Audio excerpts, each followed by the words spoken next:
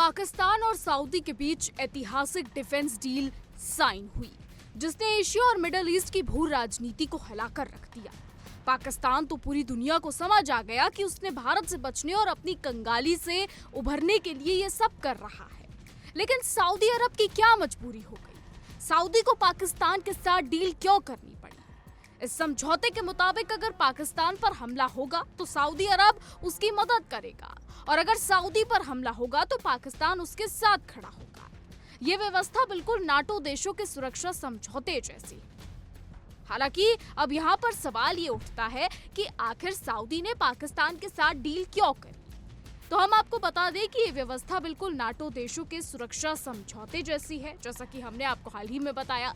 अब इस पर सऊदी क्राउन प्रिंस मोहम्मद बिन सलमान और पाकिस्तानी प्रधानमंत्री शहबाज शरीफ ने मोहर लगाई। पाकिस्तान का इंटरेस्ट साफ है, भारत से सीमा तनाव और ऑपरेशन सिंदूर ने उसे डरा कर रखा है।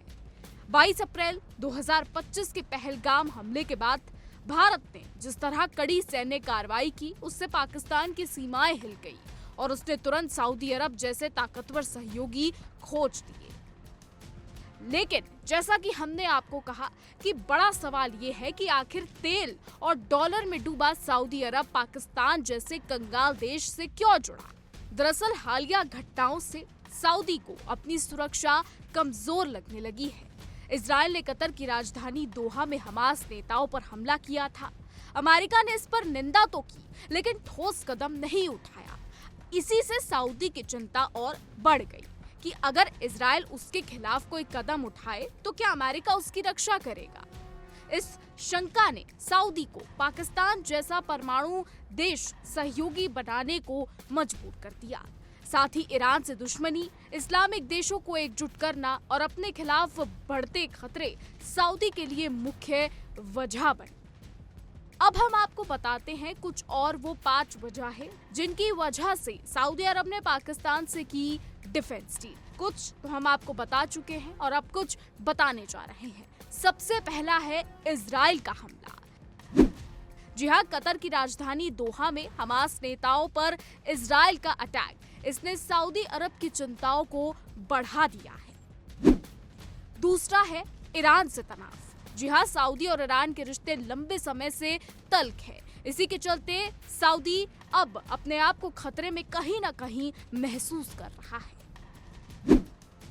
आगे बढ़ते हैं और अब तीसरी वजह की बात करते हैं। तो तीसरी वजह है अमेरिकी भरोसा डगमगाना।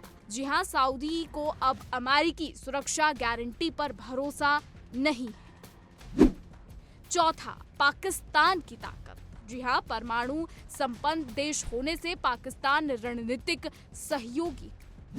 और पांचवा, इस्लामिक एकजुटता। बता दें कि मुस्लिम देशों को जोड़ने की कोशिश में सऊदी का ये बड़ा कदम है।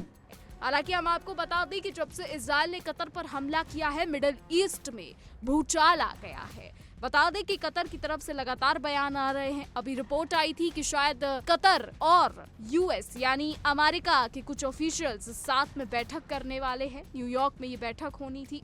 हालांकि इसकी कोई आधिकारिक जानकारी तो सामने नहीं आई, लेकिन जब से इजरायल ने कतर पर हमला किया है, मिडिल ईस्ट में भूचाल आ गया है और अब सऊदी और पाकिस्तान के बीच में ये डील कुछ बड़ा कर सकती है। या आने वाले समय में क्या कुछ बड़ा होगा, क्या कुछ बदलाव होंगे, सऊदी इसे किस तरीके से देखेगा, पाकिस्तान क्या करेगा, अब ये आने वाले समय में ही पता लग पाएगा। फिलहाल हमारी आज की रिपोर्ट में बस इतना ही। देश और दुनिया की तमाम बड़ी खबरें जानने के लिए देखते रहिए इंडिया डेली।